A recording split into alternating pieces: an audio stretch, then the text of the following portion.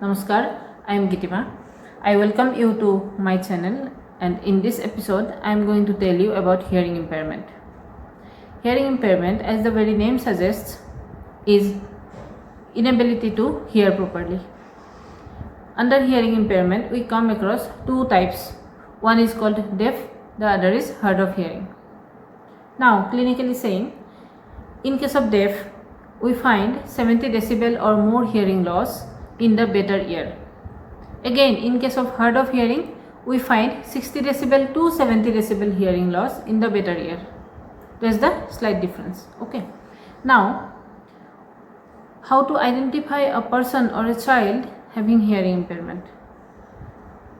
It is in this way that that particular person or that child may wear a hearing aid, or other than that we can observe for some symptoms, some signs in that particular person, in that individual, that lets us know that that person is having a hearing impairment.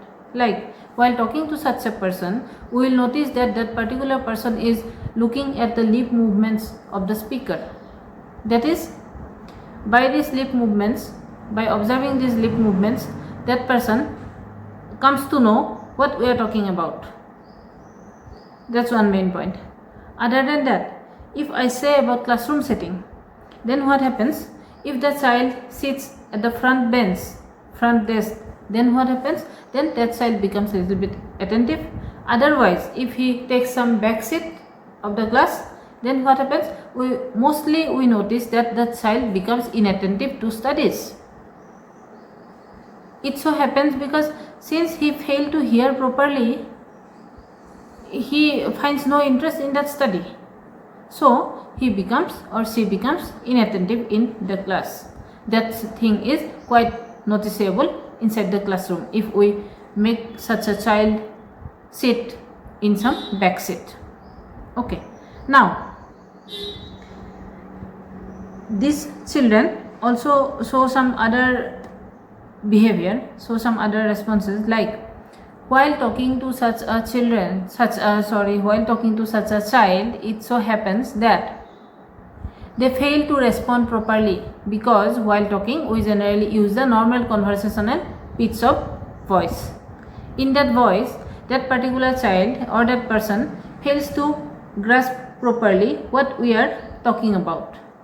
So what happens? That person responds inappropriately because he fails to hear properly or completely. That's the point. And if we say something loudly, then that person can hear. Another point is that if such a person is called from the back side, then they fail to respond. That's one point. Again, in the home setting, what happens? We notice such a child, they ask for high volume of the TV. Okay, because in the normal volume they fail to hear properly.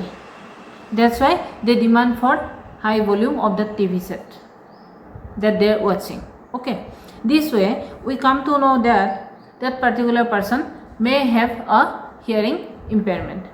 Now, such hearing impairment has some impact on the child also, like they have difficulty in learning,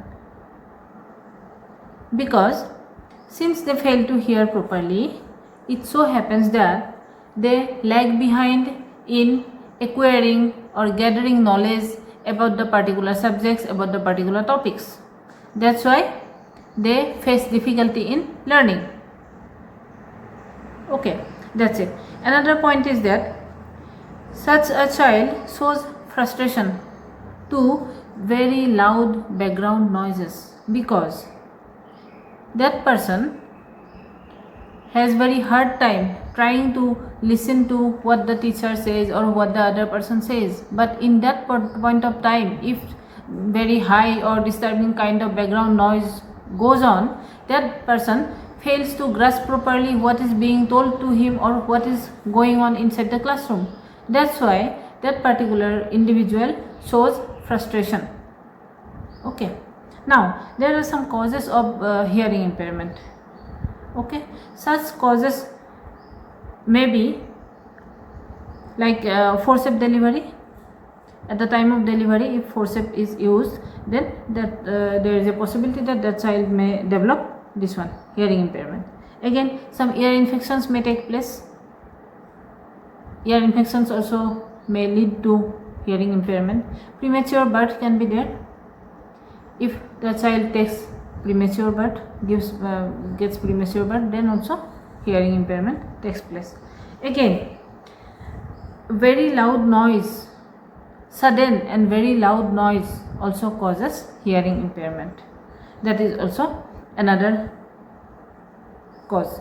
Again, some severe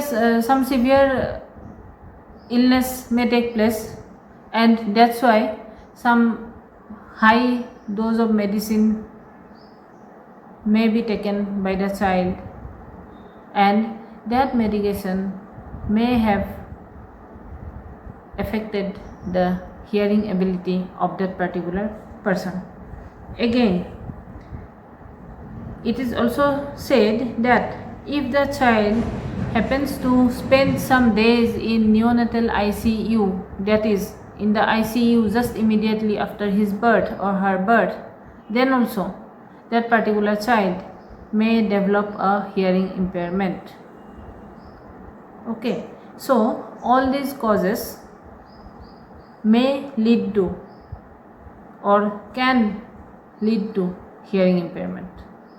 So this is all for today in this episode, and I'll be back soon with the management tips of hearing impairment, of persons with hearing impairment inside the classroom, at home settings, etc.